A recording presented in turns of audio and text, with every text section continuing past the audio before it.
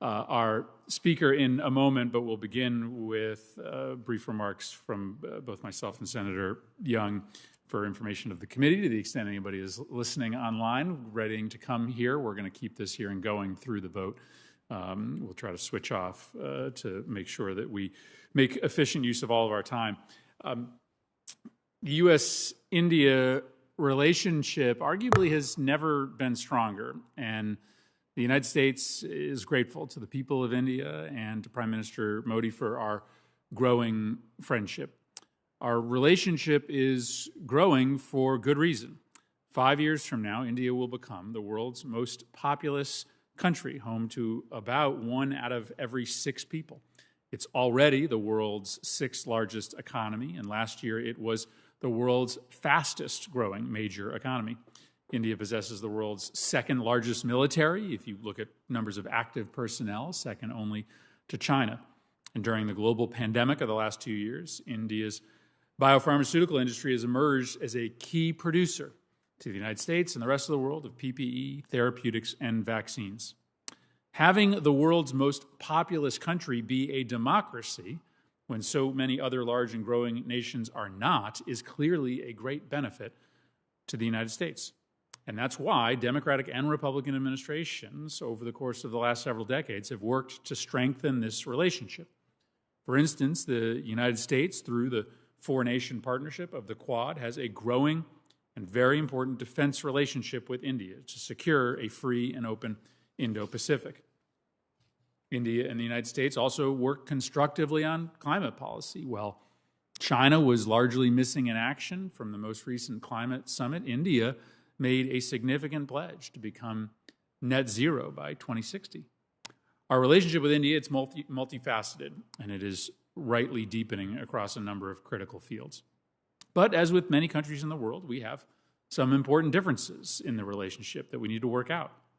Most timely for today's hearing is India's position on the Russian invasion of Ukraine, where, frankly, many of my colleagues and I are puzzled by India's equivocation in the face of the biggest threat to democracy since World War II.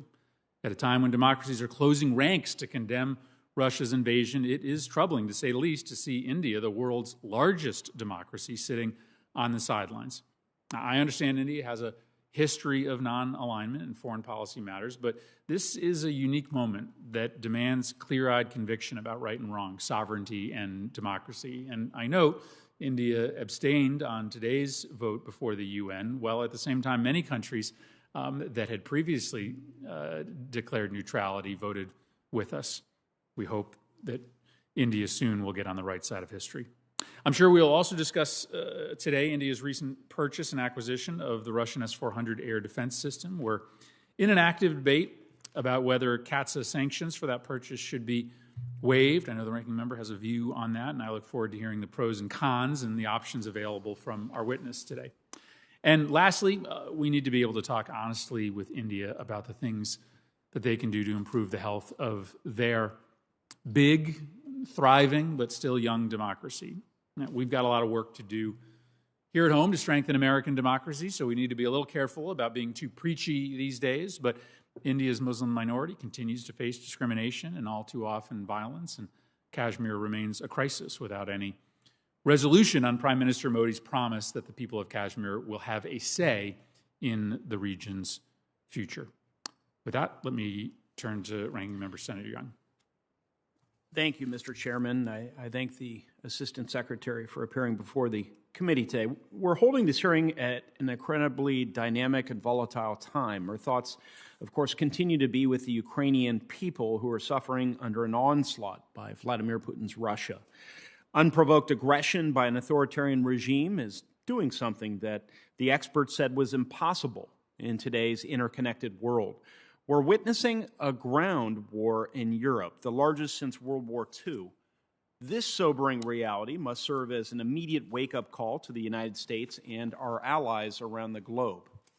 First, that we live in a world where authoritarians in Moscow and Beijing are willing to impose their will on others through force. And second, and more worrisome, is that both governments seem to only respond to strength and hard power.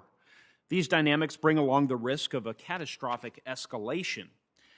that we have not seen since the Cold War. It's important to maintain this perspective as we approach today's hearing, examining the critical importance of the bilateral relationship between the United States and India. Now, many have said that our interconnected economies make wars of the past unthinkable in today's age. What we're witnessing in Europe challenges this assertion to its core. Sadly, we must recognize that this same reality is also true in Asia. India has been and remains on the front lines of Chinese aggression, with skirmishes breaking out on their northern border. They remain the only member of the Quad to see members of their armed forces die in direct combat with China's People Liberation Army. This reality, coupled with the fact that India has for decades relied upon Russian-made military equipment for their defensive needs, offers some important context for today's discussion. Again, let me be clear that Vladimir Putin remains a KGB thug who has invaded a peaceful, democratic Ukraine. He must be held accountable for the atrocities occurring there. At the same time, we mustn't lose sight of the fact that the Chinese Communist Party is a regime hell-bent on creating vassal states and fundamentally remaking the globe to serve its interests. In this complex world, it's essential that we prioritize and work to build alliances with the unique challenges of Europe and Asia in mind. As such, I think it would be foolish and deeply short-sighted for the United States to harm our relationship with India over what is occurring in Ukraine. Rather, in today's hearing, I look forward to examining how we should encourage India to continue deepening its ties with the Quad. As we do, we should be mindful of the fact that just a short time ago, India's traditional non-aligned posture made a partnership with like-minded allies to counter a nation like China almost unthinkable. Yet today, as a result of fighting along their northern border, the outbreak of COVID-19, and the global predatory behavior of the Chinese Communist Party, we've witnessed a dramatic shift in Delhi's position. This is a welcome shift, and we must encourage our friends in India to continue their wariness of Beijing while partnering with like-minded allies in the U.S., Japan, Australia, and elsewhere. Today, I look forward to hearing from the administration on how they are approaching this goal. I look forward to exploring in what areas we can deepen our cooperation with India and addressing how we can strengthen cooperation with India through things like intel sharing, cooperative logistics, and cooperative defense planning.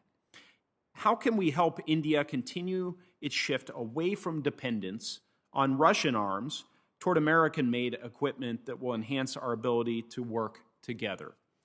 Secretary Liu, I believe that we've only scratched the surface in terms of what is possible, and I'm pleased that we're here to discuss such important matters. Thank you so much, Mr. Chairman.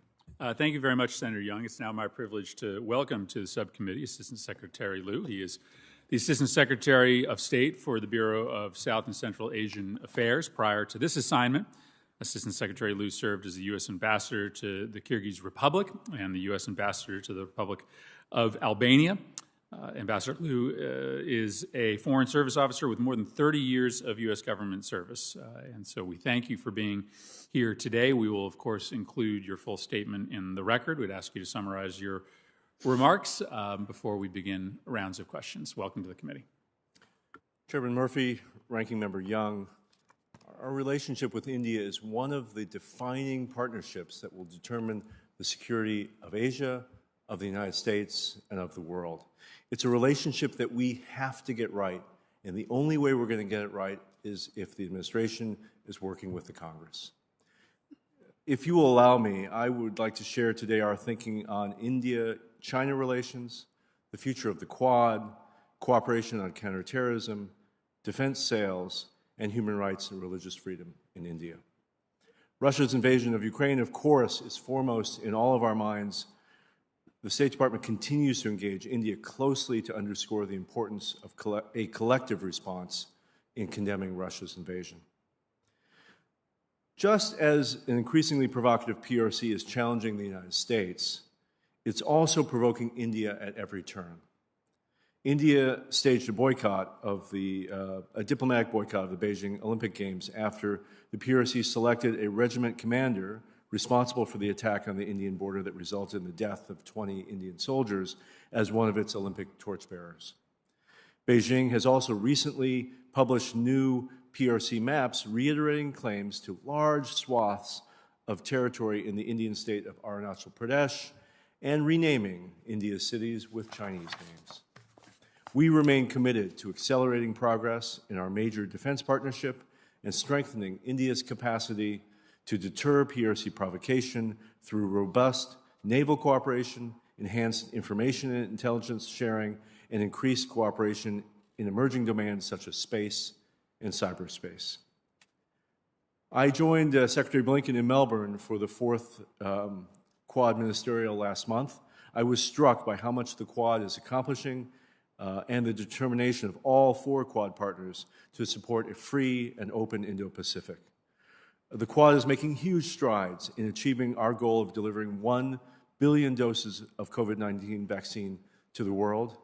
The U.S. International Development Finance Corporation has provided $50 million in long-term financing to an Indian pharmaceutical company to develop manufacturing capacity to produce at least 1 billion doses of vaccine by the end of this year.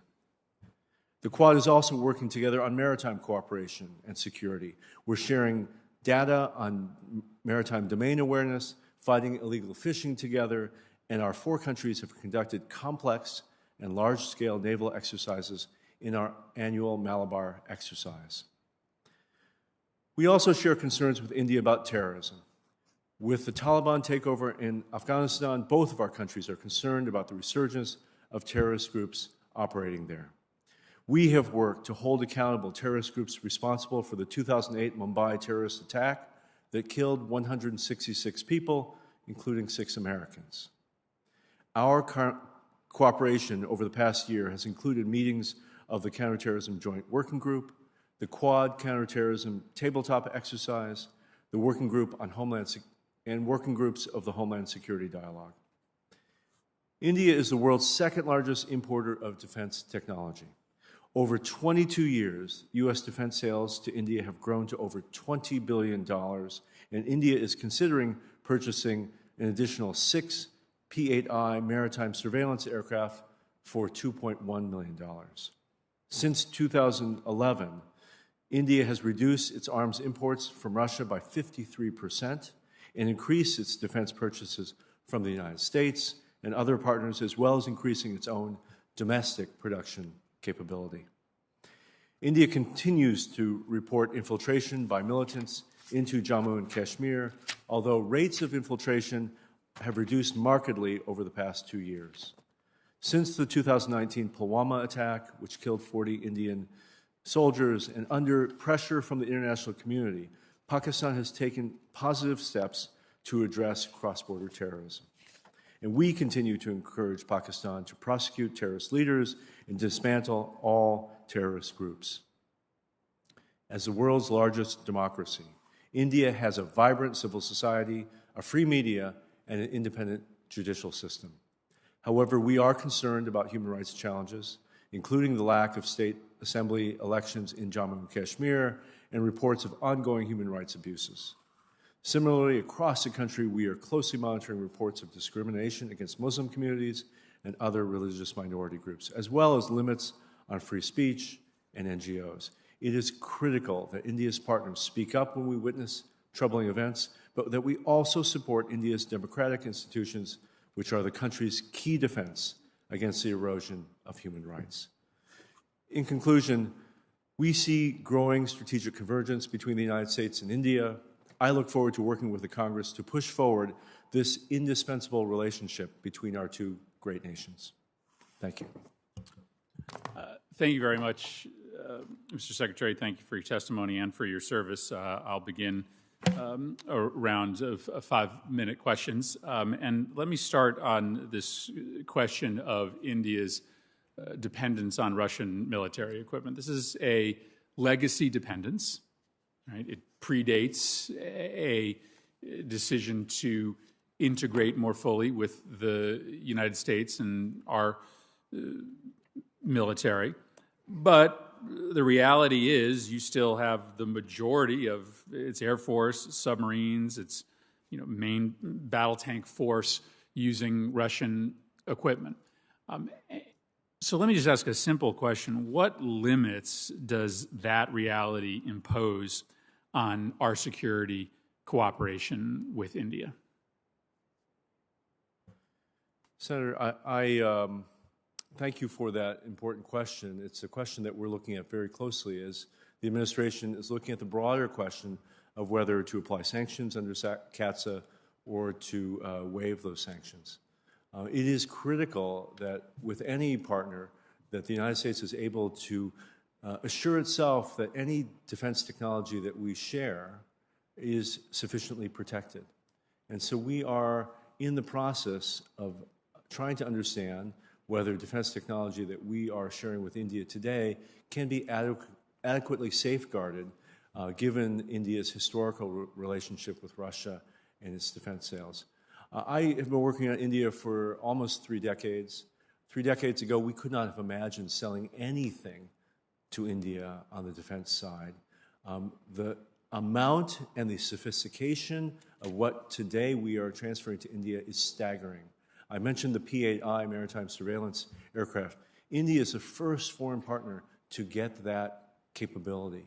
And that capability will allow them to patrol the Indian Ocean and also to secure their land borders to make sure that they understand threats that are coming from Chinese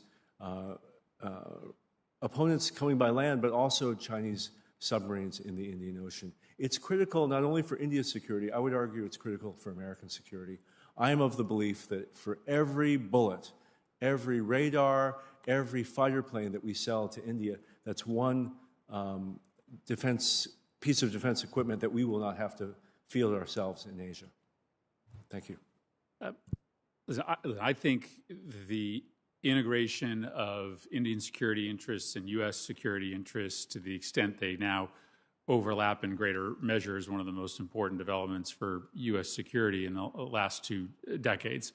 At the same time, we have to have eyes wide open that, well, much of this dependence comes from prior commitments. Even since CAATSA has been passed, India has made decisions, in particular with the S-400, to continue to move forward on integration with Russian partners.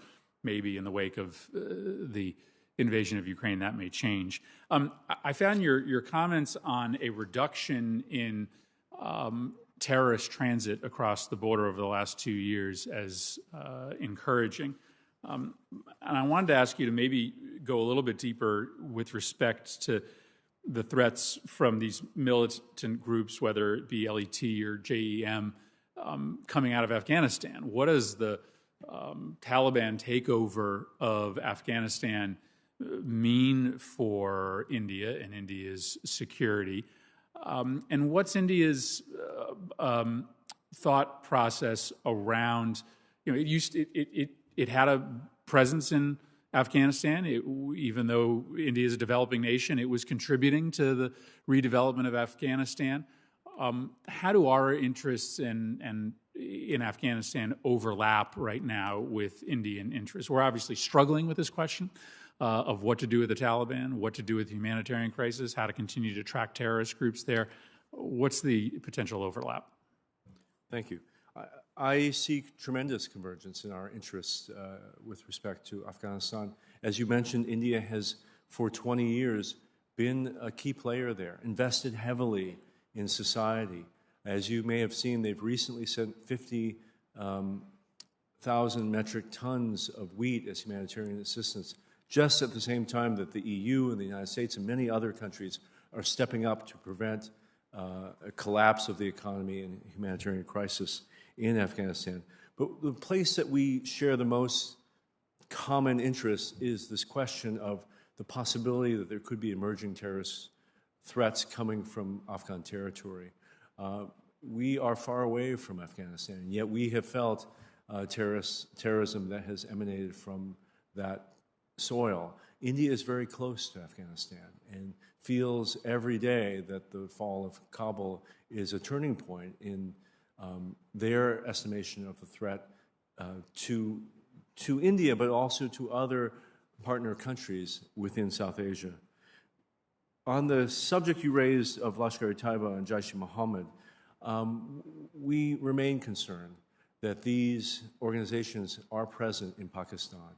As a result of work that we have done with Pakistan, other partners have done with Pakistan, the Financial Action Task Force has done with Pakistan, we have seen real progress forward in prosecution of leaders of these groups, dismantling of some of these groups, but as you point out, these groups still remain, and we are working with Pakistan to encourage them to fully dismantle and to prosecute members of these terrorist organizations. Great. I've got plenty of other questions. I'll save them for a second round. Turn it over to Senator Young. Yeah, Assistant Secretary, each of us has spent a little bit of time discussing the Russian-Indian defense partnership. I know successive Indian governments have valued Russian-produced weapon systems. India continues to have all manner of Russian legacy systems, and as they acquire new weapons, they can't immediately sever their current their weapon supply from what are operable systems, interoperable systems. So it's going to take some time to wean themselves off of the Russian defense industrial sector. But can you help me contextualize? Can you put a little meat on the bones of that defense relationship between India and Russia and explain from the Indian standpoint why that relationship is so important to the government and their people? Interesting question. I certainly think India is able to articulate its own relationship with Russia far better than I could. As an American diplomat who spent many years in India, I would say that that is a relationship of the Cold War, just as our very deep relationship and alliance with Pakistan was so critical during the Cold War years. And yet, as we emerged from the Cold War 30 years ago, a new India emerged, a new Pakistan emerged, a new Russia has been created. Yes, it's true that much of India's land-based forces, some of its navy, a few of its aircraft are either of Soviet origin or now of Russian origin. But I would argue of the major defense systems acquired over the past decade, the majority of the major defense systems have been American, European, Israeli. They've come from a diversity of countries. So let me pick up on that Please. thread. I asked the original question out of what H.R. McMaster calls strategic empathy, trying to understand your allies, your adversaries, and everyone in between, as opposed to what we occasionally engage in, which is strategic narcissism, trying to impose our vision of the world on other countries and leaders. So given the predicate you've laid, what are the Biden administration's priorities for further advancing the position of the U.S. and our allies as alternative suppliers to India's future defense needs?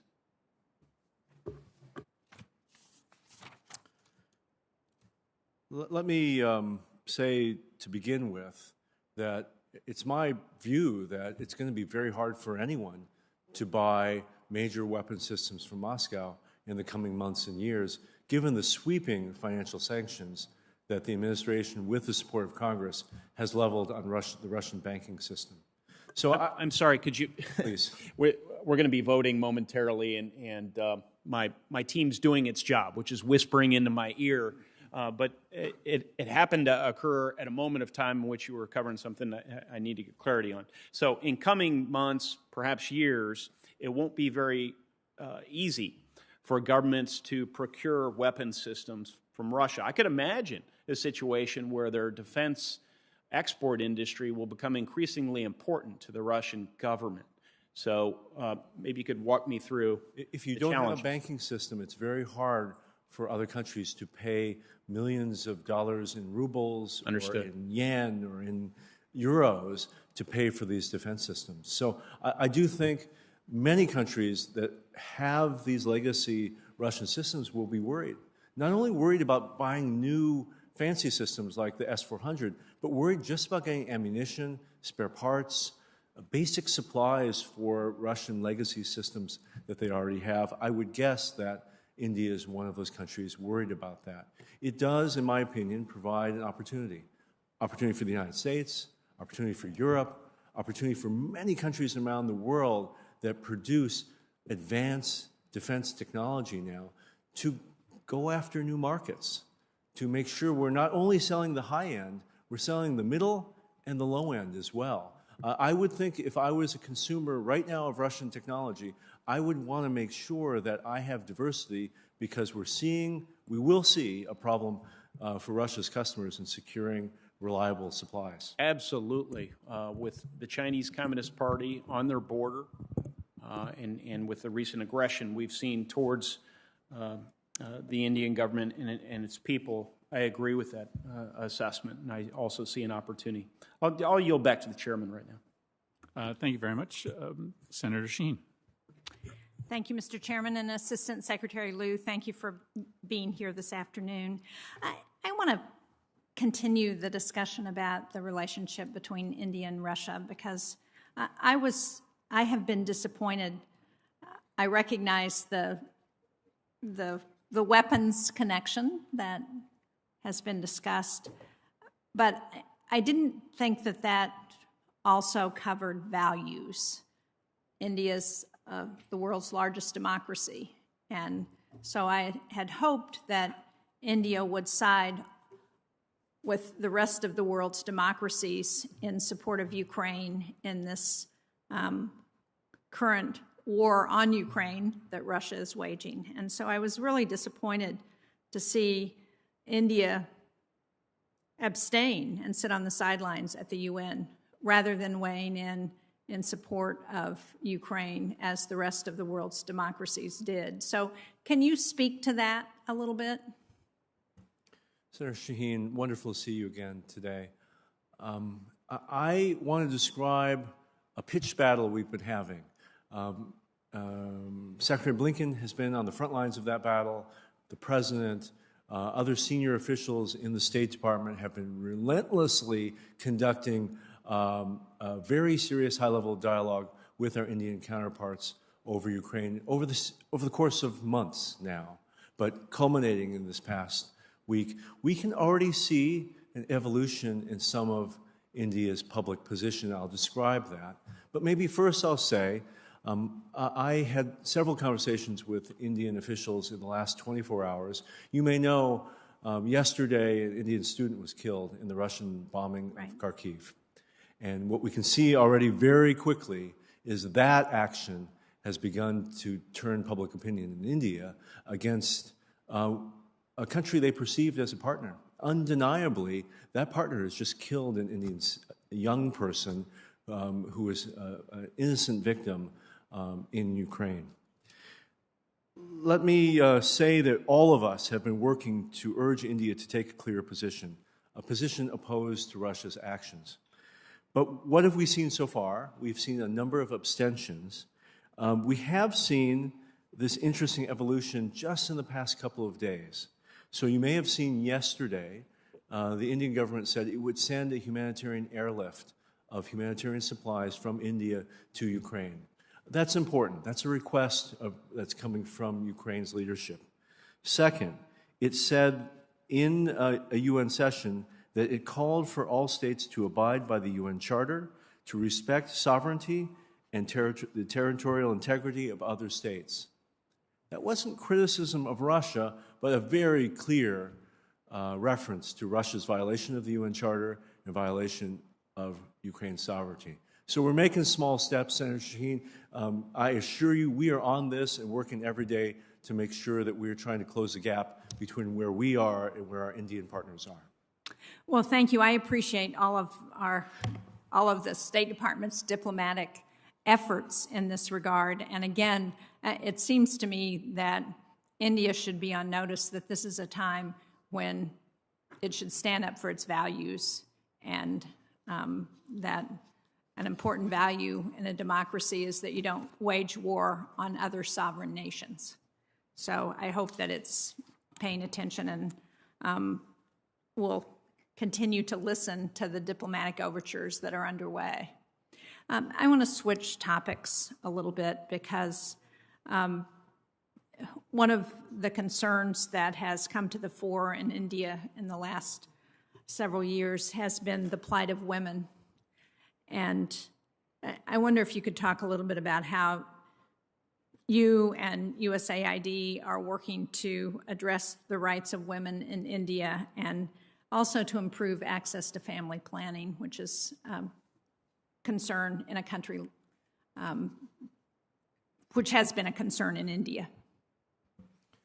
Senator Shaheen, I last worked in India about a decade ago, and during that assignment, there was this terrible case of rape and murder that you may remember. This young student, she was a physiotherapy student, boarded a bus in New Delhi, and she was then raped and assaulted and died of her injuries a few days later. Yes, I remember that. In the press, they called her Nirbhaya. It is an Indian word, a Hindi word for fearless one, but it galvanized the whole country to recognize that its laws were weak and that its enforcement of those laws were even weaker on questions of gender-based violence. I saw 100,000 people, men, women, young people, old people, pour into the streets of New Delhi and demand that their government make change. The laws were passed within a week. It is, to me, a sign that democracy really works in India, that the people have a voice, and that people won't put up with this sort of violation of rights. I had a chance to meet with the family of that young woman. Secretary of State at the time awarded her posthumously the International Women of Courage Award, and we had the opportunity to present it to her. This issue of gender-based violence is very close to my heart and the heart of my family. We're doing a couple of important things right now in Mission India. One is that we have dedicated programs to advance women's safety and empowerment, and those include law enforcement programming and broader public outreach to counter gender-based violence. But one of the new exciting things that Samantha Power announced when she visited India earlier at the end of last year was a public-private partnership between USAID, the State Department, the Indian private sector, academia, and civil society that is called the U.S.-India Alliance for Women's Economic Empowerment. I was just out in Silicon Valley meeting with business leaders to talk about how they can get involved. The goal of this is to figure out how we catalyze our civil society, their civil society, all of our governmental efforts to support the rise of women in India. So many new businesses are women-owned businesses, and yet they lack the resources, the financing, the mentorship that their male counterparts have. One of the goals of this alliance is to mentor 1 million Indian women. We've got a commitment for 100,000 at this point, and we're moving very quickly towards 1 million. Thank you.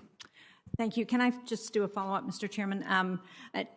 I appreciate that, and I was heartened to see the reaction among the Indian people to that horrific and tragic killing.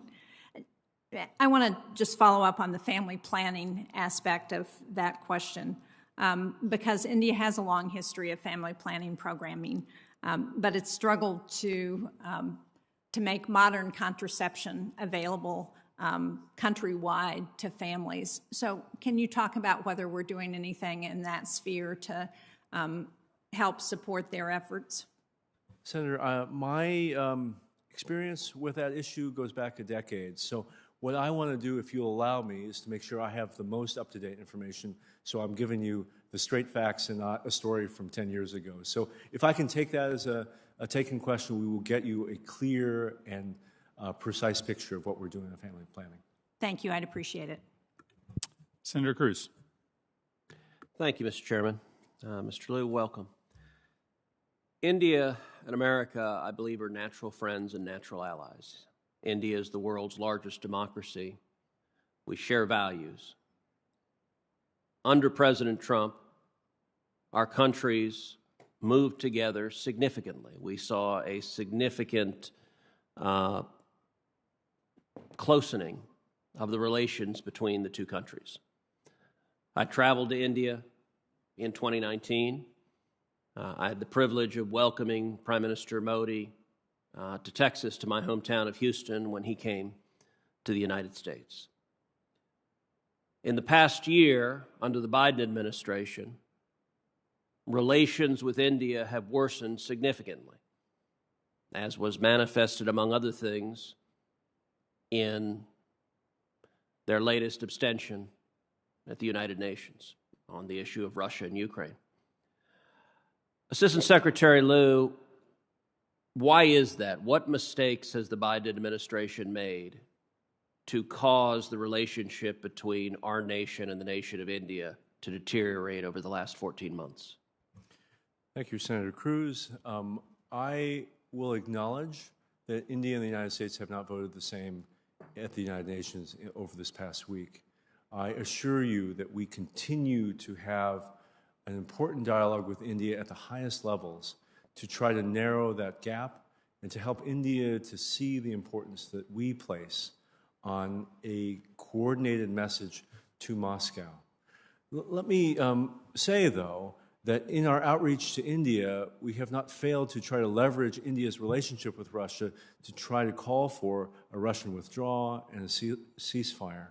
That in the days immediately following the Russian invasion, we have been in touch with Indian leaders, and Prime Minister Modi called both President Putin and President Zelensky to call for an end to the fighting.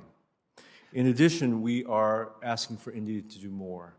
And as I mentioned... Well, Mr. Lew, the problem is, I recognize you're asking them to do more, but the relationship keeps getting worse. And one of the aspects that has driven that, India is a critical part of the security architecture that coalesced during the Trump administration against China. Countering China's aggressive behavior requires viable partners in Asia and beyond, and the U.S.-India relationship is a cornerstone of our multilateral efforts. As you know, and as we've discussed, our efforts to counter China were institutionalized in recent years in the Quad framework. But under the Biden administration, the security dimensions of the Quad have been significantly deprioritized in favor of other priorities such as climate change and developmental assistance. Meetings in March and in September emphasized those issues at the expense of countering China. The Quad statement from March emphasized climate change, but didn't even mention China. Candidly, I'm worried that about these moves, and I've also heard from regional partners that they're also worried about these moves. Why has the Biden administration shifted the focus of the Quad to issues like climate and away from vital national security interest, and in particular, why has the Biden administration pivoted the Quad away from countering communist China? Senator, one thing I will agree about your statement is that one of the key ways that we will help our Indian partners to become more aligned with the world's position towards condemning Russia's actions in Ukraine is by making sure we continue to talk about the Russia-China nexus. This is critical in terms of India's interests. It's critical in terms of our interests. I completely agree that part of the answer here is that India understand what's happening in Ukraine will affect Mr. China's Lew, behavior. you're a talented diplomat, and so you know that you're not answering the question I asked. And I look forward to answering that question. So I was at the Quad Ministerial in Melbourne. I saw our cooperation on defense and security. That includes serious discussion and an action plan on growing interoperability, on intelligence sharing, discussion of the sale of advanced U.S. defense technology, complex multi-service exercises between our militaries, including now our Quad partners of Japan and Australia. So Mr. Lew, let me try one more time. Why has the Biden administration significantly deprioritized countering communist China in the Quad? I sat in on every session of the Quad discussions, and in every session of those discussions, we, together with our 3 Quad partners, were talking about countering China. We were talking about countering China with security and defense activities. We were also talking about countering China with COVID vaccines, as we know that this is part of China's reach into the Indo-Pacific. So I take exception to that statement. That is not what I witnessed in Melbourne. Well, it's what the public record indicates, and I will say your efforts with respect to India, they are not working, and they are harming America's relationship with India to the detriment of both countries. Thank you, Senator Cruz. Senator Van Hollen.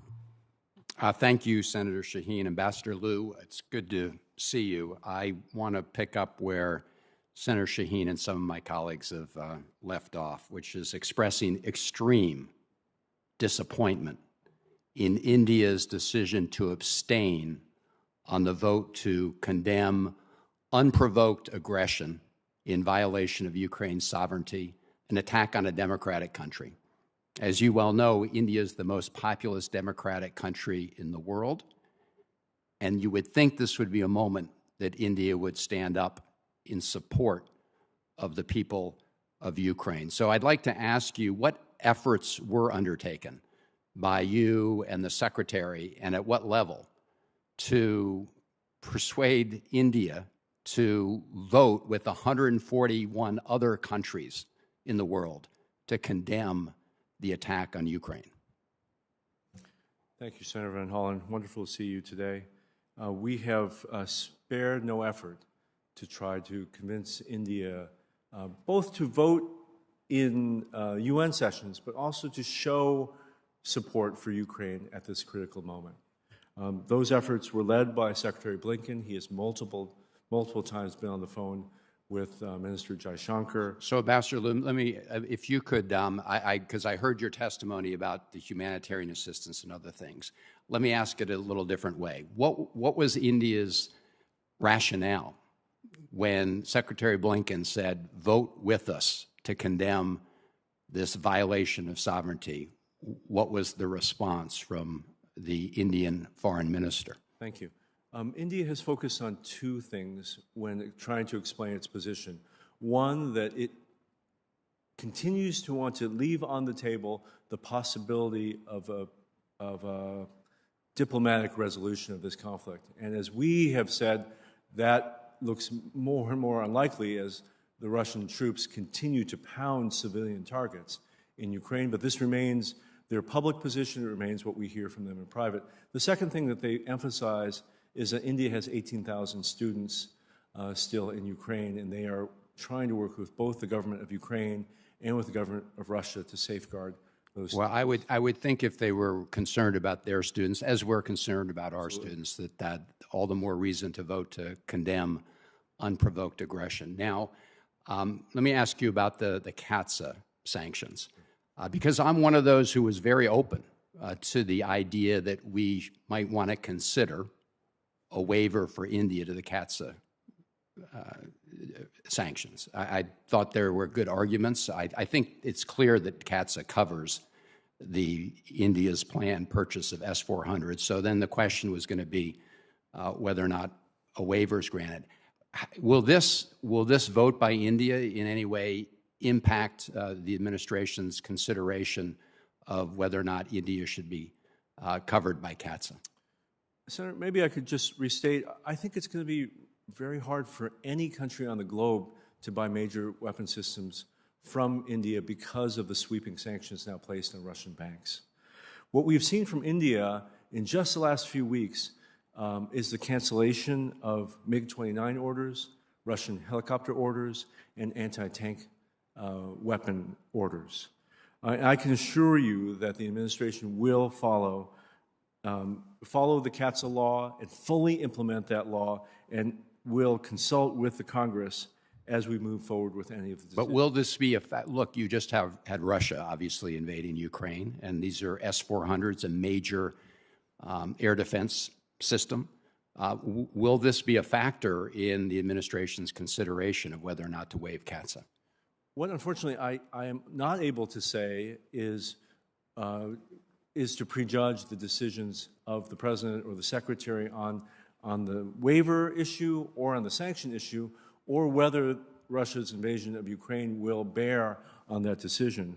What I can say is that India is a really important security partner of ours now. Yeah. And that we value moving forward in that partnership. And I hope that part of what happens with the extreme criticism that Russia has faced is that India will find it's now time to further distance itself. Right. Well, Mr. Ambassador, evolution, which is the phrase you used for India's sort of progression on this issue, moves very slowly. In my final seconds here, if I could ask you, there are two other countries in your jurisdiction under South Asia. Obviously, you have the stands as well, Pakistan and Sri Lanka, that also voted to abstain from this vote. Can you talk briefly about your disappointment in those decisions and what efforts were made with respect to those countries? I was on the phone at 6 o'clock last night speaking to the Sri Lankan ambassador here. My colleague in the Bureau was on the phone with the Indian DCM. We have worked very hard, with the Pakistani DCM, to try to convince them to vote in favor of this resolution. It is disappointing how many countries have abstained. I would also look to how many countries Can I just voted in ask, favor. Mr. Ambassador, did anybody in the administration pick up the phone and call the Pakistani foreign minister or the prime minister of Pakistan? And No, as you know, our chargé has met recently with the Pakistani foreign minister, but on this you may topic? know, On this topic? On votes in the UN, On the Ukraine vote? on Ukraine votes not specific to the UN General Assembly vote. But as you may know, Prime Minister Khan has recently visited Moscow, and so I think we're trying to figure out how to engage specifically with the Prime Minister following that decision. Well, as you know, there was a meeting in Delhi with the Russians as well.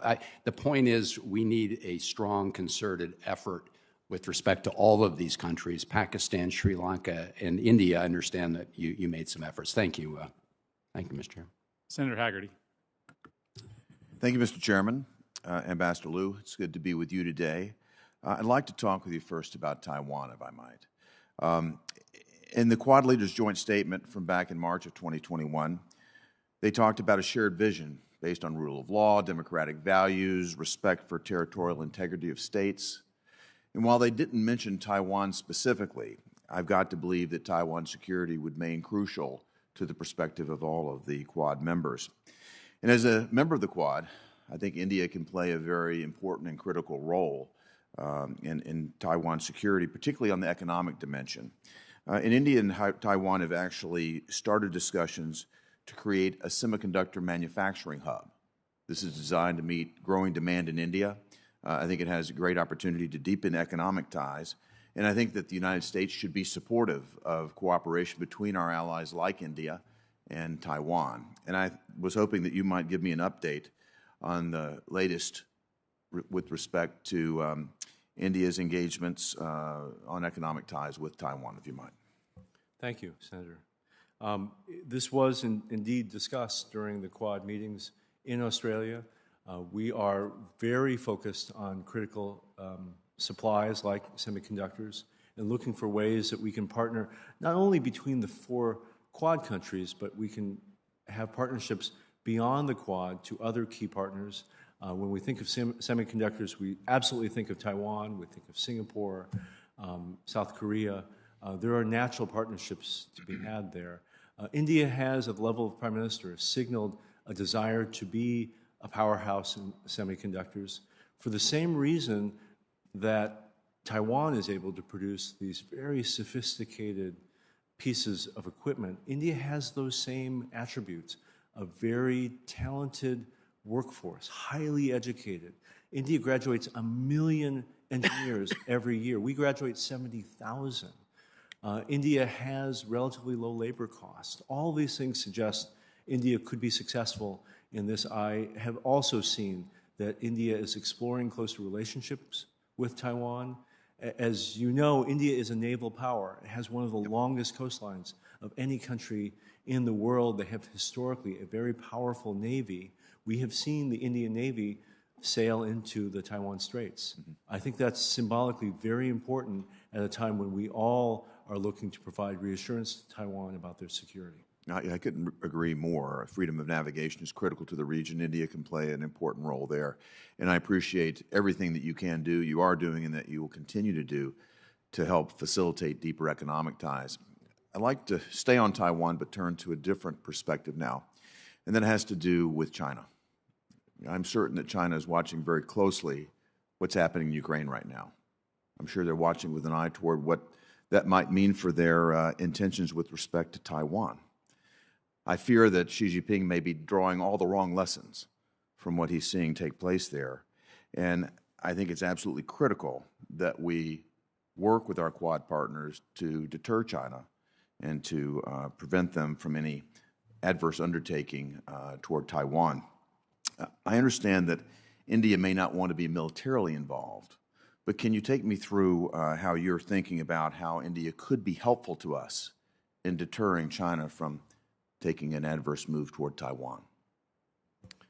Well, maybe I'll start with what we're doing to support India at the line of actual control, and then move to what the Quad is doing to support countries throughout the Indo-Pacific, but including Taiwan. So you may know we have been working very actively with India in the last 2 years to safeguard their sovereignty after provocations by the Chinese along the Indian border. We are looking very closely at the talks that the Chinese and the Indians are having along that border. Our policy is to support direct dialogue, but what we're seeing is that the PRC has shown no sign of any sincere efforts at de-escalating the situation. And we see a clear pattern not only with the Indians, but with other neighbors of the PRC attempting to intimidate its neighbors, and it's a time when we need to stand by our Indian partners. As concerns the Quad and security, all four countries are committed to working on the security of the Indo-Pacific. And that means interoperability of our militaries. That means intelligence sharing between our four countries, but also beyond those four countries with other partners in the Indo-Pacific. The transfer and sale of advanced U.S. and other Quad country technologies in the defense field, so we are properly armed for this new challenge. Complex multi-service exercises. Tiger Triumph is an exercise we do every year with India that has some of our most elite forces working with Indian forces. And the Malabar exercises have not only the United States and India, now has Japan and Australia participating annually in a major naval exercise that must have the Chinese going crazy. And I believe we're going to see more of that going forward, particularly with what's happening with Ukraine. I can only encourage you to keep that up. I've had the benefit of witnessing the Yamasakura exercises year over year. I've seen the increased competence that delivers. I think we should continue joint exercises. I would encourage you to do everything you can to continue to streamline the FMS, the Foreign Military Sales process, so that we can become more interoperable. We will do everything we can here to help in that process, but it's a big process. It's far too big from my perspective in terms of the number of bureaucratic entities that touch the FMS process, but it's critical, particularly given the speed and rate of technology development right now, that we figure out how to compress the time and speed that up. And finally, I would encourage you, I just had a meeting with the South Korean ambassador to the United States. They can play an important role too. So as I think of the Quad, I think as you might as well, we need to think about our allies broadly in the region, and South Korea can play a role. Completely agree. Thank you, Senator. Thank you. Thank you, Ambassador. Thank you, Mr. Chairman. Thank you very much, Senator Haggerty. We'll begin another round of questions. I know there may be a member or two arriving or joining via the web. Let me begin on the topic of climate. The Intergovernmental Panel on Climate Change released a report earlier this week which spelled out in pretty harrowing terms how India is going to face the devastating impacts of climate change sooner and more harshly than other parts of the world. Water scarcity, in particular from rivers that are relied upon as water sources drying up, flooding threats from glacier lake melt, hotter summers that are going to come with it, pretty significant health consequences to populations. This is a big topic, but let me maybe drill down on the feasibility of the commitments that India has made already. I mentioned that they made a significant commitment at the Scotland conference. They've also committed to reach 500 gigawatts of renewable energy by 2030. How feasible are the commitments that they've made? What help do they need from the United States in order to get there? Thank you, Senator. The commitments are not feasible at all if they don't get the help of the whole world. And I think Prime Minister Modi knows that. He has thrown on the table this concept of India having 500 gigawatts of installed non-fossil fuel clean energy. And he knows they're not on track to do that. They're not even close to being on track. The only way they get to do that is if the whole world gathers together to provide the technology and the financing for India's search for cleaner sources of fuel. Deputy Secretary Sherman uses this term all the time with respect to India. It's going to be the biggest everything. By 2030, as you suggested, the biggest population, it's also going to have potentially be the biggest emitter of greenhouse gases unless we do something now. This is like, if we could have caught China 20 years ago before its big surge in growth, what would the climate picture look like today? Very different. So we are doing several things in the administration. President Biden announced the Agenda 2030 Climate Action Program, which has two parts. One of those parts is led by the Secretary of Energy with her counterpart in India, and that's focused on the technology, making sure India has access to the latest green technologies so that it can efficiently and in a cost-effective way move to a greener energy future. And the second part is John Kerry's part, which is on finance mobilization. John Kerry is looking for the money all around the world. It's not just American money. It's money from international financial institutions, from the EU, from everywhere to make sure that this climate miracle in India is possible and it's financed and it's realistic. Let me just ask a follow-up question on finance. I assume this is some mixture of subsidy and creative finance. One thing, I'm greatly frustrated at is the artificial limits that we put on U.S. international development finance, especially in the area of renewable energy. I assume that India's system is so inefficient that there is a mechanism by which to gain something on climate with a return to the investors that are putting in money. So is this a question of subsidy, or is this a question of trying to come up with some creative finance vehicles for renewable installation? It's absolutely going to have to be based upon return on investment. We have taken the lead. Ours is the first major investment of what we hope is a whole series of international investments in clean energy.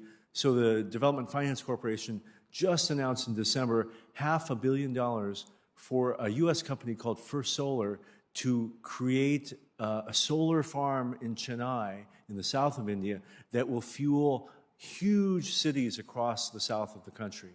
It'll be the biggest solar farm you've ever seen, and it's going to make money. We know that right now. We've looked at the books. We looked at the business plan. DFC will get its money back with interest. And that's how we're going to have to do this. No one's asking for handouts from the world. We're asking banks to provide money that will be returned with returns on investment, because we can see that's possible given the tremendous demand for energy in India. And there's obviously a tremendous possibility for the expansion of manufacturing and assembly in India of renewable technology. China saw this train coming and made the investment early on. India is playing catch-up, but it's certainly a win-win for India in the long run to be able to reduce their emissions while also making a lot of this domestically. Let me quickly turn to some domestic political topics. As I mentioned, we've got to be honest about our points of disagreement. There was a report recently that Prime Minister Modi used this NSO spyware to target a range of his political opponents and perceived critics, including his top rival, Rahul Gandhi. The United States has added NSO to what we call our entity list for engaging in activities that are contrary to our national security interests. Have we raised concerns with the Modi government about their use of this spyware, and what does this alleged weaponization of spyware against the Prime Minister's political opponents tell us about the state of democracy and political competition in India? Senator, I think much of that controversy when it was in the front pages happened before my time in the Bureau. So I am aware of lots of issues we are raising in terms of digital trade, digital economy. On the specific issue of the spyware, if you'll allow me to take that back as a taken question, we will get you exactly the answer of who raised it, in what context, on which dates. I'm confident it has been raised, but I couldn't give you the details today. If it would be helpful, I'd be able to talk about digital economy and what we're doing on that score.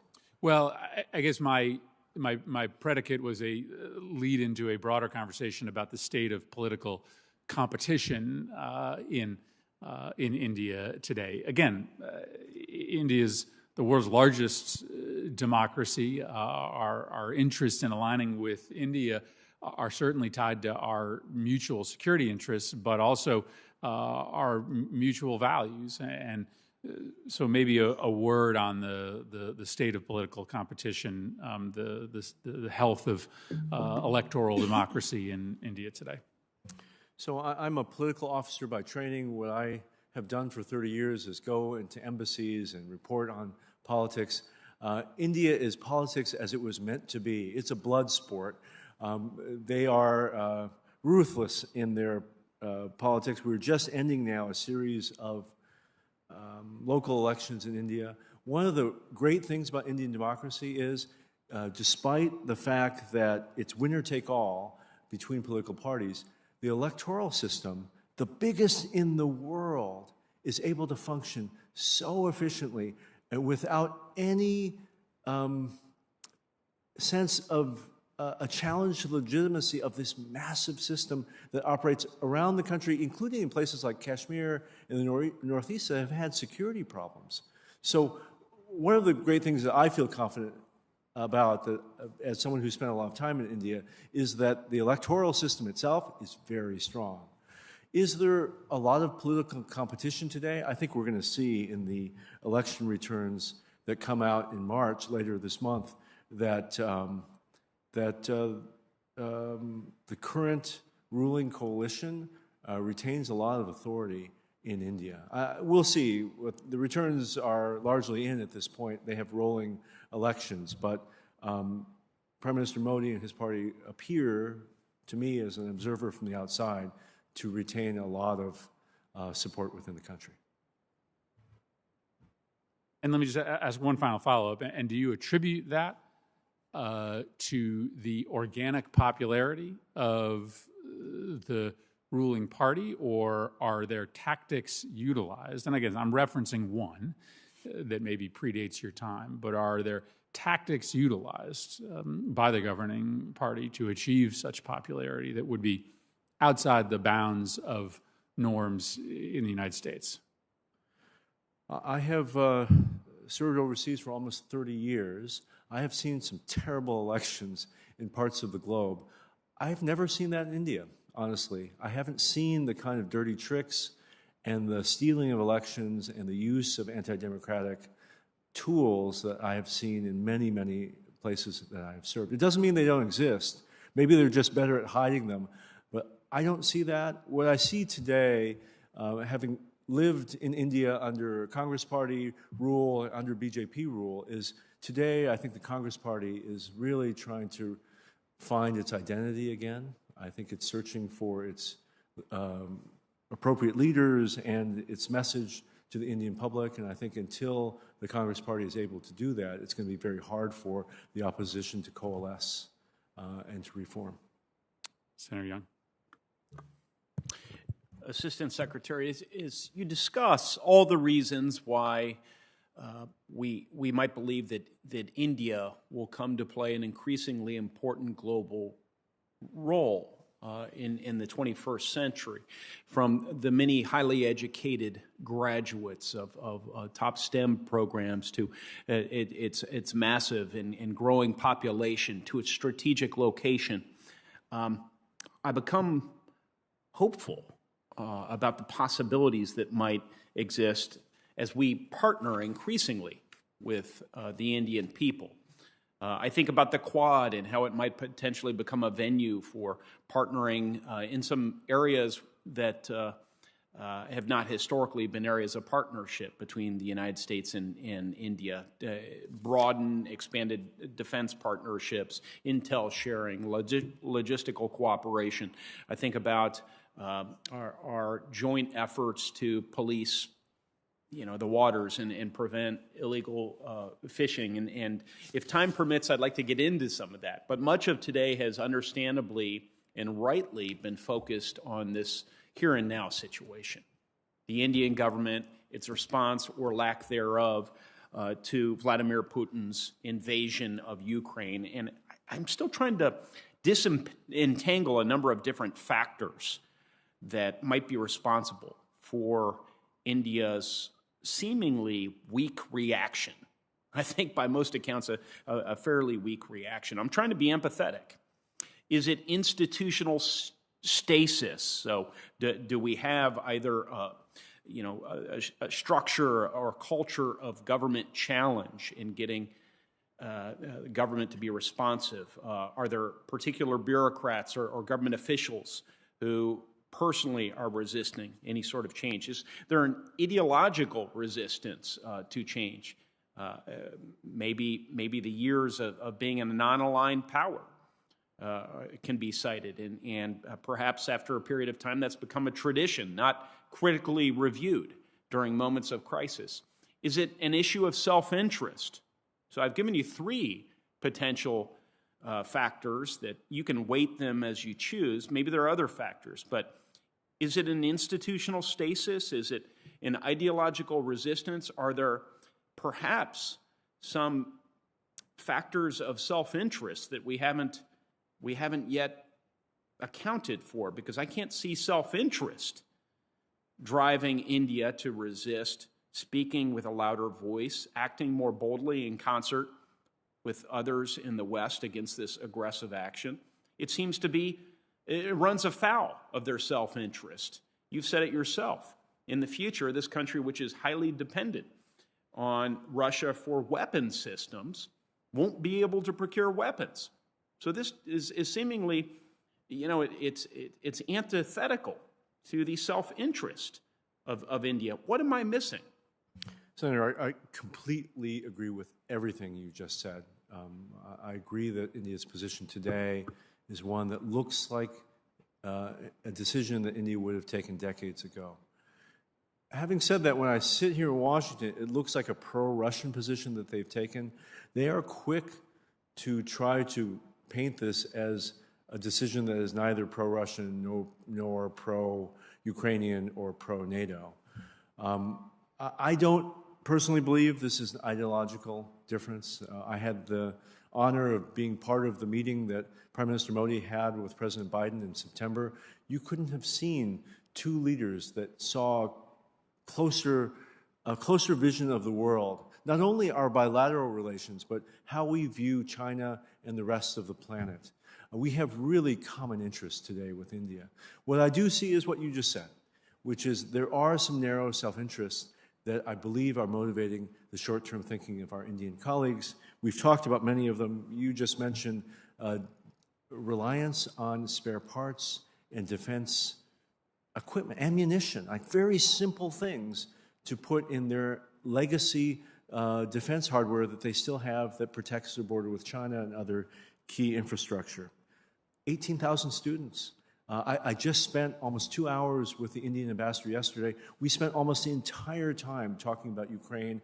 I know a lot about the Indian students there and what they're facing, not only the dangers from falling Russian bombs, but the sense that they're having a hard time getting out because of perceived lack of welcomeness now in Ukraine. And then India has maintained that it wants not to take either side because it wants to be a partner that's trying to work towards a diplomatic solution. We have seen them make the right phone calls that suggest they are serious about that. Unfortunately, they have not yet been effective in doing so. If I'm just going to pick up on some of those narrow areas of self-interest that you've helpfully enumerated for me. Ammunition for weapon systems. It wouldn't surprise me if we were to inventory system by system their need for ammo to continue to supply those weapon systems. If indeed that's the narrow category we're talking about, the United States could either through our defense enterprise or working with partners and allies be able to, at least in fairly short order, come up with alternative sourcing mechanisms for the Indian government, Indian students, and the ability to get them out of the country. We could partner with the Indian government conceivably. I mean, historically, we've been pretty good at this.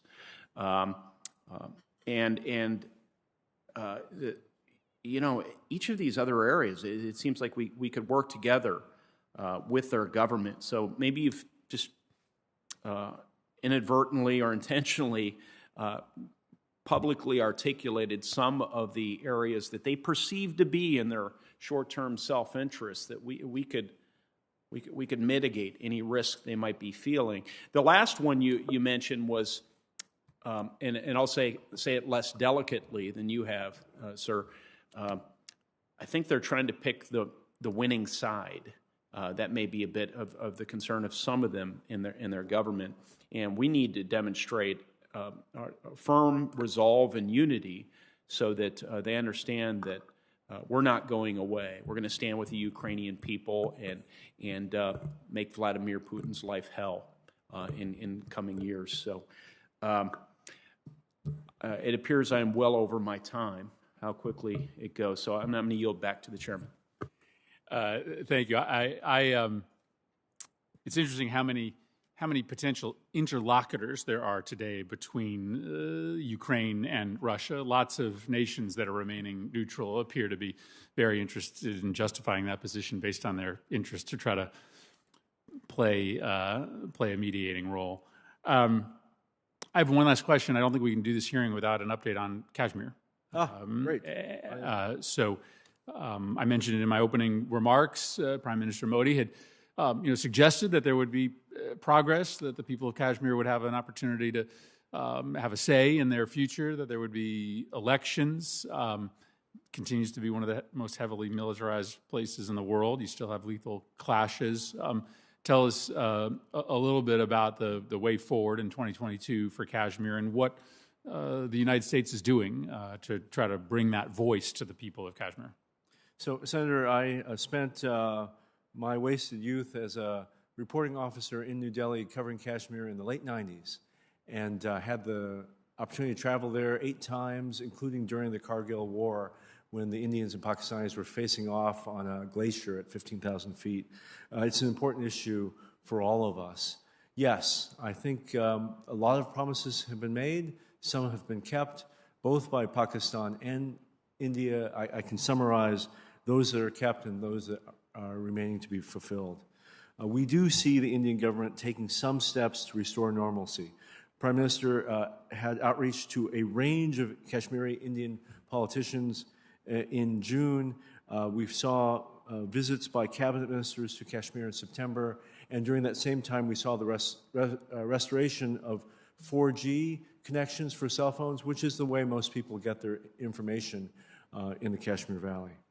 We are keeping a close eye on the security situation, including terrorist threats. What I can tell you is cross-border insurgency has really gone down over 2 years. And I have been in meetings with General Bajwa in Pakistan in which they have taken credit for closing off that border for militant groups. Those militant groups themselves, as you suggest, haven't gone away entirely, but they have sealed the border in a way we haven't seen before. And I think that's a positive thing, and I think that's partly a reflection of encouragement by FATF, encouragement by Washington and other partners of Pakistan. But just to go back to the human rights situation, we see troubling remaining work. As you suggested, we have not seen the holding of legislative assembly elections in Jammu and Kashmir. We have not seen free movement of journalists. We've seen the detention, in fact, of some prominent journalists in the Kashmir Valley. We believe all Kashmiris deserve the right to live in dignity and enjoy the protections afforded to them by the Indian Constitution. We look forward to continuing to encourage India to fulfill those commitments. Hang on. Assistant Secretary, I mentioned the Quad earlier. How might it be expanded as we look to the future to include some of the missions that I mentioned? Defense, intel, logistical cooperation. How might we expand our cooperation on those fronts so that the Quad doesn't lose its ability to remain nimble? That's one of the advantages of the Quad as opposed to a formal defense alliance.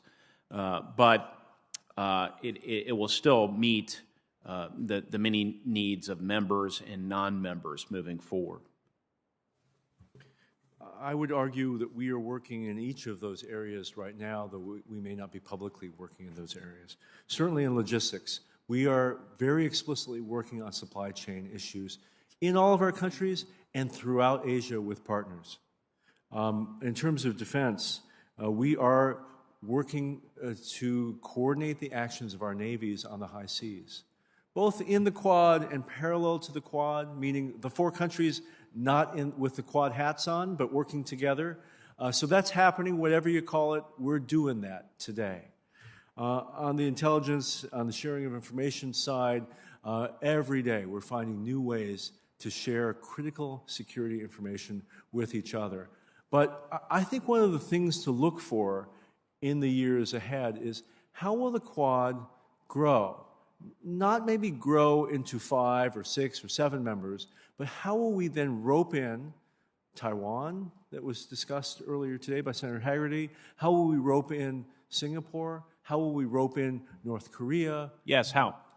So the idea currently on the table from the United States is that we have a series of working groups. So you have the ministerial level, you have the presidential, prime ministerial level, but then each of them have working groups. It's a blinding amount of work for all of us. I think we're up to 20 different groups that are meeting constantly. The idea is to work in those partners at the working group level. And maybe one day there'll be an appetite to increase the number of actual Quad members, but we can already see that it makes sense. If we're talking about supply lines, it's not just the 4 of us, but it should be 6 or 8 or 12 of us in Asia working on supply lines. We're working on cyberspace. You know, there are key cyber actors in Asia that are not in the Quad. We should get those folks knitted up with the working group. And we've seen real interest by South Korea, by Taiwan, by Singapore to be part of those groups. Well, this is fantastic. So is it the intention of the working groups to be, always updating their work within the working groups? Always updating their plans, assessing the common objectives and goals, and figuring out what efforts participants might engage in to support one another. Correct. So the ministerial level meets twice a year, the leaders level meets once a year, but the groups are meeting constantly. You know, they should be meeting 3 or 4 times between ministerial level activities. They should define an agenda. They need to report out at the ministers' meetings what they accomplished. All of that is happening. So who are the U.S.'s representatives in those meetings? It depends on the topic. So, for example, if it has something to do with supply lines, it's the Commerce Department, it's USTR, it's the State Department, it's NSC. These are all interagency representatives. And related to that initiative, is the Biden administration, perhaps through the working groups, working to empower and encourage India and other Quad members to serve as a more active enforcer of maritime security in the Indian Ocean? Is that also occurring through the working group mechanism? I would say the opposite. I think India is asserting its leadership in the Indian Ocean on the high seas. It wants more technology to be able to do this job better, to find and track Chinese submarines, to look for Chinese illegal fishing vessels. It's very much not us convincing India. India wants that role. So they have every incentive to do so. Have they either needed to or found benefit from working with our INL Bureau on this mission, perhaps in coordination with other relevant agencies like our Coast Guard? Absolutely. We are seeing new transit routes of narcotics in the Indian Ocean as a result of the fall of Afghanistan to the Taliban.